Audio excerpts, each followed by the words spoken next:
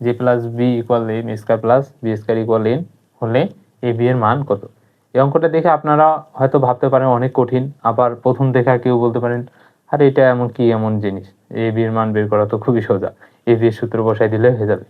তো দেখেন অঙ্কটা একটু ভালো করে দেখেন দেখি, সিস্টেমটা কিন্তু একটু আলাদা দেওয়া আছে। কিরকম, এ বি এর যদি আমরা সূত্র বসাইতে যাই বা 4ab এর যদি অনুসিদ্ধান্ত বসাইতে যাই, তো এ প্লাস বি এবং এ মাইনাস বি এর মান লাগবে, কিন্তু আমাদের প্লাসের মান আছে, মাইনাসের মান কিন্তু দেওয়া নাই।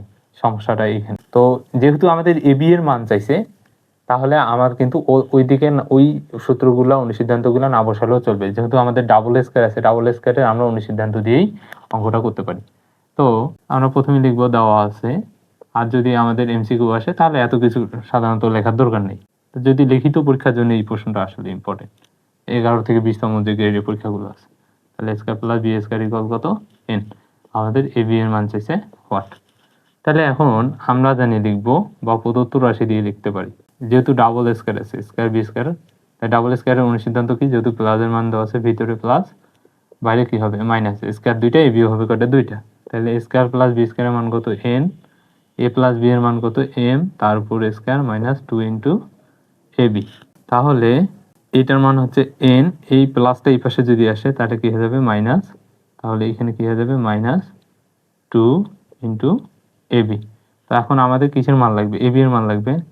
তাহলে এ বি ইকুয়াল কি হবে, তাহলে N minus M square by কত 2। এখন মাইনাসটা যদি আমরা বাদ দিতে চাই তাহলে কি করব, এখানে মাইনাস কমন নেব, মাইনাস কমন নিলে এম স্কয়ার মাইনাস এন, মানে মাইনাস হয়ে যাবে প্লাস, এই যে মাইনাসে মাইনাসে প্লাস, মাইনাসে প্লাসে মাইনাস, আর নিচে মাইনাস 2, তাহলে মাইনাস মাইনাস বাদ যাবে, তাহলে M square minus N by কত 2। অতএব এ বি ইকুয়াল কি হবে, M square minus N by.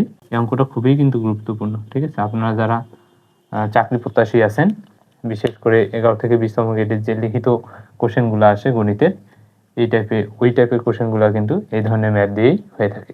আশা করি আপনারা খুব সহজেই বুঝতে পারছেন। তো অঙ্কটা দেখে আসলে যতটা কঠিন মনে হলো বা যতটা সোজা, মানে দুইটারে আর কি মাঝামাঝি। আর আপনারা যদি বুঝতে পারেন, এই যে দেখবেন যে ডাবল স্কয়ার, তাহলে তো সোজাই হয়ে গেল, তাই না। তো তারপর যদি সমস্যা থাকে তো হচ্ছে যে রিপিট করবেন ভিডিওটা, তাহলে একদম ক্লিয়ার হয়ে যাবে। আশা করি খুব সহজেই বুঝতে পারছেন। ধন্যবাদ সবাইকে।